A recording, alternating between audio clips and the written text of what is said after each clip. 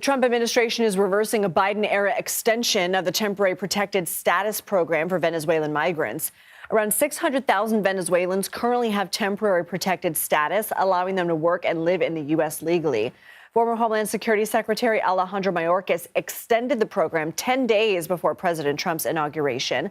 CBS News immigration and politics reporter Camilo Montoya-Galvez joins us now. Camilo, what could happen to the 600,000 Venezuelan migrants in the U.S. if they lose their temporary protected status? And why did the Biden administration give this status in the first place?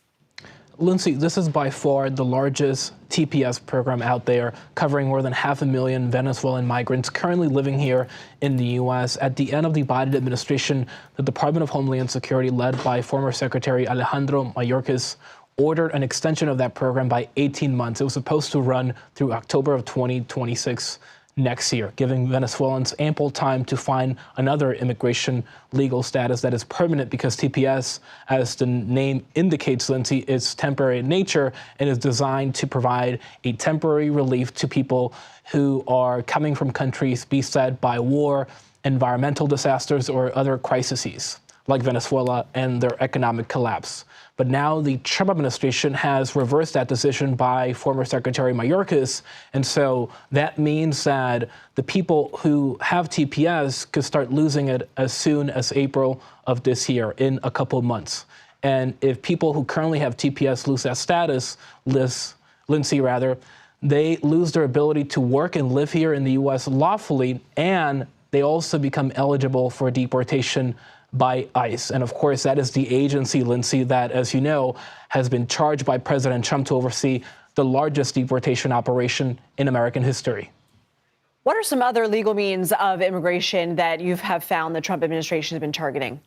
This is such a critical question, Lindsay, because, yes, the Trump administration is overseeing a dramatic crackdown on illegal immigration, including at the U.S.-Mexico border, by shutting down the asylum system there to those who are entering the country unlawfully. But it is really important to note that the administration has taken other actions to target and restrict legal immigration. For example, the Trump administration has halted Biden-era policies, Lindsay, that allowed the U.S. to legally screen and welcome Ukrainians, for example, who are fleeing the Russian invasion of Ukraine, Afghans trying to escape Taliban-controlled Afghanistan, and other migrants from other crisis-stricken countries like Venezuela and Haiti. The Trump administration has also closed down immigration offices that the Biden administration set up in Latin America to screen people for legal immigration programs and also deter them from traveling to the U.S.-Mexico border illegally. And importantly, Lindsay,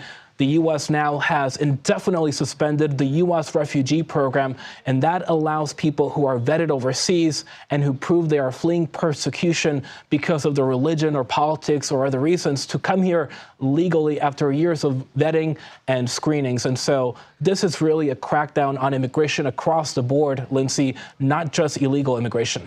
Yesterday, I asked you where the Trump administration is housing and detaining these people that they are rounding up. We have some news on that today.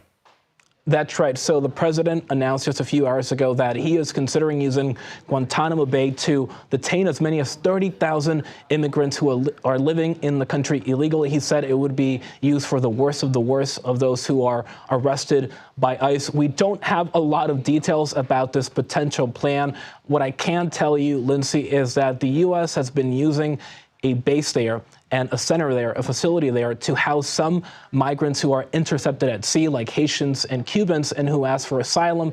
And they are housed there while their cases are adjudicated and while they await the proceeding of being referred to another third country like Australia for resettlement, because most of the migrants intercepted at sea, Lindsay, are not allowed into the U.S. That is a policy, a long-standing policy, I should add, that has been in place to deter maritime migration, which, of course, is really dangerous. It is unclear whether this plan would be an expansion of that facility, but obviously we still are looking for details on that potential action by the president.